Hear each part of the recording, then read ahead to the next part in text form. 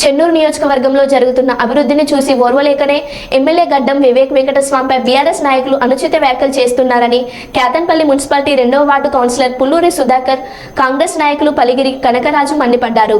స్థానిక పార్టీ కార్యాలయంలో ఆదివారం ఏర్పాటు చేసిన సమావేశంలో వారు మాట్లాడుతూ గద్దరాగడి మెయిన్ రోడ్ మీద ఎమ్మెల్సీ కవిత అరెస్టుకి నిరసన వ్యక్తం చేస్తూ బీఆర్ఎస్ నాయకులు డాక్టర్ రాజా రమేష్ ఎమ్మెల్యే వివేక్ పై ఇష్టరీతిన మాట్లాడడం సరైన పద్ధతి కాదని, ఈ ప్రాంతంలో కాక వెంకటస్వామి చేసిన అభివృద్ధి తెలియని నీకు ఎమ్మెల్యే వివేక్ వెంకటస్వామి విమర్శించే స్థాయి కాదని అన్నారు.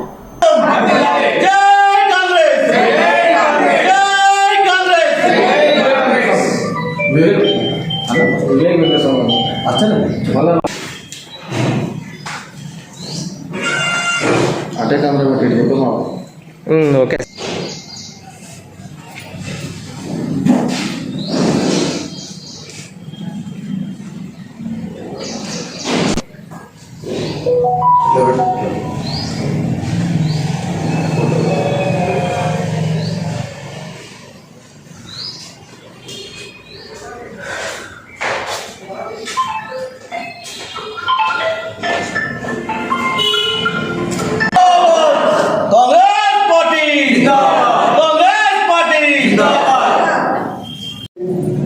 పట్టణ ప్రజలకు నమస్కారాలు తెలియజేస్తూ, నిన్న గద్దరాగడిలో జరిగినటువంటి బీఆర్ఎస్ పార్టీ చేసిన ధర్నా కార్యక్రమంలో డాక్టర్ వివేక్ వెంకటస్వామి మన చెన్నూరు ఎమ్మెల్యే గారి గురించి, వారి ఫ్యామిలీ కాకా వెంకటస్వామి గారి గురించి కానీ, వారి అన్న గడ్డం వినోద్ గురించి కానీ ఎవరు డాక్టర్ రాజా రమేష్ బీఆర్ఎస్ పార్టీ నాయకులు మాట్లాడడం జరిగింది. అతన్ని మాట్లాడిన మాటలు చూస్తే అసలు అతనికి మతి స్థిమితం ఉందా అని అనిపించింది నాకు. మతి స్థిమితం లేకుండానే ఏదో బీఆర్ఎస్ ఓడిపోయిన మాజీ ఎమ్మెల్యే బాల్క సుమన్ ఏదో పాఠం చెప్తే ఆ పాఠాన్ని చెప్పినట్టు తప్ప అతను అయితే విమర్శలు చేసినట్లేదు. అభివృద్ధి పడంలో కాకా వెంకటస్వామి ఎంపీగా ఉన్నప్పటి నుంచి వాళ్ళ కొడుకు కార్మిక బిఆర్ అంబేద్కర్ ప్రాణాళిక చెవెళ్ళ ప్రాజెక్టును డాక్టర్ అప్పుడున్న CM doctor YS Rajasekhara Reddy గారితో మాట్లాడి ఒప్పించి 35,000 కోట్లు తీసుకొచ్చి ఆ ప్రాజెక్టును స్టార్ట్ చేసి ముందుకు తీసుకొస్తే ఆ కాలువల ద్వారా నిధులు తరలించే ప్రక్రియ ద్వారా చేస్తే దానిని టీఆర్ఎస్ ప్రభుత్వం రాగానే అంత మంచి ప్రాజెక్టును ఆపేసి మీకు డబ్బులు సమకూర్చే విధంగా మీరు డిజైన్ చేసుకున్నటువంటి కాళేశ్వరం ప్రాజెక్టును స్టార్ట్ చేసేసి ఆ ప్రాజెక్టును మూసేసారు. అంటే మీకు ప్రజల సౌకర్యం ముఖ్యం కాదు, మీకు స్కాములు కావాలి, మీకు డబ్బులు సంపాదించుకుంటూ కావాలి, ఇట్లాంటివి కావాలి. బాల్క సుమన్ అభివృద్ధి చేసిండు, 1000 కోట్లు అభివృద్ధి చేసిండు అని చెప్తున్నారు. ఎక్కడ 1000 కోట్లు అభివృద్ధి చేసిండు, ఏం చేసిండు జనాలందరూ తెలుసు. నల్లాల ఓదన్న గారు అది అధికారంలో ఉన్న టైంలో ఆయన తీసుకొచ్చినటువంటి, ఆయన శాంక్షన్ చేసినటువంటి బ్రిడ్జిలు కానీ కాలాలు కానీ నువ్వు శంకుస్థాపన చేసి వాటిని ఫాలోఅప్ చేసి నువ్వు తీసుకొచ్చేసినావు. కానీ నువ్వు సాధించేది ఏం లేదు బాల్క సుమన్ గారు, మీరు గుర్తుపెట్టుకోండి. మీరు మాట్లాడిన భాష కానీ, మీరు జనాలను దగ్గర రానికపోకుండా చేయడం కానీ, ఇట్లాంటివన్నీ జనాలకు విసుకొచ్చి నీ ప్రవర్తన విసుకొచ్చి ఎక్కడి నుంచి ఉన్నాడు వచ్చి మన దగ్గర చేసుడైంది, మనమే డామినేట్ చేసుడైంది అని ఈ ప్రజలు నీకు తగిన బుద్ధి చెప్పారు. అసెంబ్లీ ఎన్నికలలో తీసి నేలకు కొడితే ఎక్కడ పోయి పడ్డావో నీకు తెలుసు. అట్లాగే నీ వెనుకున్న నాయకులకు కూడా తెలుసు. ఇప్పుడు నిన్న కాక మొన్న ఒక 3 రోజుల కిందట డాక్టర్ వివేక్ వెంకటస్వామి గారు ఆయన ఎంత నిజాయితీపరుడో మొన్న మనం గురించి స్పందించుండు. తగిన ఆధారాలతోని ఎవరైతే ఆ దాడి చేశారో వాళ్ళని అరెస్ట్ చేయాలనేసి సంబంధిత అధికారులకు చెప్పడం జరిగింది. అలాగే చట్ట వ్యతిరేక కార్యక్రమాలు ఎవరు చేసినా కూడా వాళ్ళను తగిన విధంగా శిక్షించాలని తెలియజేయడం జరిగింది. దీన్ని సీరియస్గా ఉందని చెప్పిండు. పార్టీలో ఉన్న నాయకులు కూడా ఎవరు చేసినా కానీ ఉపేక్షించలేదు అని చెప్పిండు. అట్లా మీ బాల్క సుమన్ చేసిండా? ఆయన అనుచరుల ద్వారా కబ్జాలు చేయించిండు, ఇసుక మాఫియా నడిపించిండు, వైన్ షాపులలో సిట్టింగ్లు చేసిండు. చెన్నూరు ప్రాంతంలో 2-3 లీడర్లు వైన్ షాపులలో ఆయన ఫోటో పెట్టుకొని అది రెస్టారెంట్లు నడిపించిండు. ఈ ఘనత మీది కదా, ఎవరి జిల్లా చెప్పు, జనాలందరికీ తెలుసు ఇట్లాంటి విషయాలన్నీ. మీరేదో అది సంఘ సంస్కర్తలాగా చెప్తే ఇది ఎంతవరకు కరెక్ట్ అవుతుంది? అలాగే 100 రోజులలో అభివృద్ధి, 5 సంవత్సరాలు చేసే అభివృద్ధిని 100 రోజులలో చేయమంటే సాధ్యమవుతుందా? పిల్లగాడు పుట్టగానే లేచి ఉరుకుతాడా? పిల్లగాడు లేవాలి, కూర్చోవాలి, అంబాడాలి, నిల్చోవాలి, మెల్లమెల్లగా నడుచుడు ప్రాక్టీస్ చేయాలి. ఇవన్నీ అయిన తర్వాత అదేవిధంగా అభివృద్ధి కూడా అట్లా ఉంటుంది. 100 రోజులకు అభివృద్ధి చేయాలి, 100 రోజుల ఎటువంటి అభివృద్ధి చేయాలో చేపించిండు.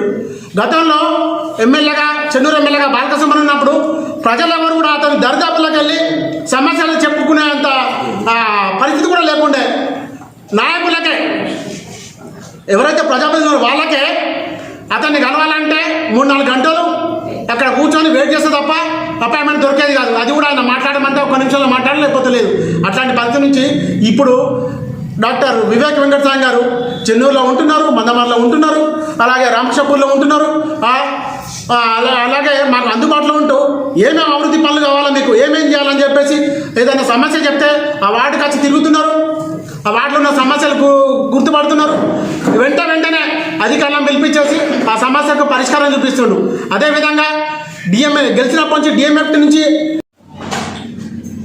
స్థానిక బీఆర్ఎస్ నాయకులను ఈ వేదిక ద్వారా హెచ్చరిస్తూ ఉన్నాం. నిన్న హైవే మీద లిక్కర్స్ కేసులో అరెస్ట్ అయిన కవిత గారి గురించి మీరు ధర్నా చేసి మా యొక్క స్థానిక ఎమ్మెల్యే గడ్డం వివేక్ గారి మీద అనుచిత వ్యాఖ్యలను తీవ్రంగా ఖండిస్తూ ఉన్నాం. నీకు ఏమైనా తెలిస్తే మాట్లాడు, నువ్వు స్థానికునివి కావు. నువ్వు నిన్నాక మొన్న వచ్చి మూడు వద్దులు అయితే లేదు డాక్టర్ రాజారమేష్ గారు, నీకు ఇక్కడ పరిస్థితులు నీకేం తెలుసు? వాళ్ళు వివేక్ వెంకటస్వామి అలాగే గడ్డం వినోద్ గారు ఈ చెన్నూరు ప్రాంతంలో పెద్దపల్లి ప్రాంతంలో ఏమి అభివృద్ధి కార్యక్రమం చేసిందో నువ్వు ఒకసారి పల్లెలు తిరిగితే తెలుస్తుంది. ప్రతి పల్లెలలో ప్రతి ఊళ్ళలో వాళ్ళ ఆనవాళ్ళు ఉన్నాయి. నీకు తెలియకుండా అనవసరంగా స్క్రిప్ట్ పట్టుకోవచ్చి వాడేవాడో రాజా స్క్రిప్ట్ నీకు ఇస్తే నువ్వు చదువుతా ఉన్నావు.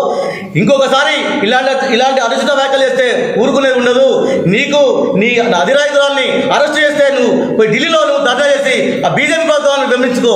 ఇలా అరెస్ట్ చేయించిన కవితను మీరిద్దరూ కావాలనుకునే ఈరోజు ఒక రాజకీయ కోణంలో ఇలా కవితను అరెస్ట్ చేసిన సంవత్సరాలని మరి బీజేపీ ప్రభుత్వం ఏం చేసింది, అక్కడ ఈడీ ఏం చేసింది, ఇక్కడ కేడీ ఏం చేసిండు, అది గుర్తుంచుకోవాలి. ఆ కేసు ఈ ఢిల్లీది కాదు, మొన్నటిది కాదు, అది దరిదాపు సంవత్సరం నుండి దాన్ని కొనసాగి పెద్దలకు నాయకులకు మన యువ నాయకులకు మరి అందరికీ నమస్కారాలు. మా మహిళా సోదరులకు కూడా నమస్కారాలు.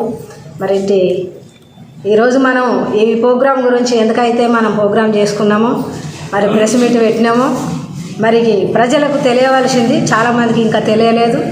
మరి రాజా రమేష్ గారు మరి కాంగ్రెస్ పార్టీని విమర్శించేంత ధైర్యము దమ్ము ఆయనకు లేదు. మా వివేకన్న ఎన్నో అభివృద్ధి కార్యక్రమాలు చేస్తాడు, ఎండనక ఆననక మరి ఎంతో కష్టపడి ఇంటింటికి వస్తాడు ఎమ్మెల్యేగా. మేము ఒకసారి బాలకృష్ణ దగ్గరికి ఇక్కడ మీటింగ్ అవుతుందంటే మా ఇంటి పట్టాల కోసము మేము వచ్చినాం. మా పట్టాలు వస్తలేవండి, అక్కడ ఎవరికి అవకాశం ఇస్తలేడు ఆయన మాట్లాడడానికి. ఈరోజు మా ఎమ్మెల్యే వివేకన్న చిన్న పిల్ల వచ్చినా కూడా అవకాశం ఇచ్చి అమ్మారా మాట్లాడు, ఏం కావాలన్నా ఏది కావాలో మీకు అనేది మాట్లాడతాను. మరి మేము ఇన్ని పనులు 6 గ్యారంటీలు పెట్టారు. 6 గ్యారంటీలు చేసిన అభివృద్ధి లేదు. వీళ్ళకి అధికారం ఉన్నా లేకున్నా కాకా కుటుంబం పెద్దపల్లి కాన్స్టిట్యూన్సీ గా ప్రతి ఊళ్ళో ఒక విశాఖ ట్రస్ట్ నుండి ఒక స్కూల్కు భవనం కట్టించిన చరిత్ర ఉన్నది, బోర్లు వేసిన చరిత్ర ఉన్నది, ఇంటింటికి వాటర్ ఇచ్చిన చరిత్ర ఉన్నది. వాళ్ళ చరిత్రను తెలుసుకోవాలంటే నువ్వు మరోసారి జన్మెత్తాలే. నువ్వు పిచ్చి పిచ్చిగా మాట్లాడితే మాత్రం బట్టలిపి నడి రోడ్డు మీద నిలబెట్టే దాకా తెచ్చుకోకని చెప్పేసి చేస్తా ఉన్నాను కాంగ్రెస్ పార్టీ.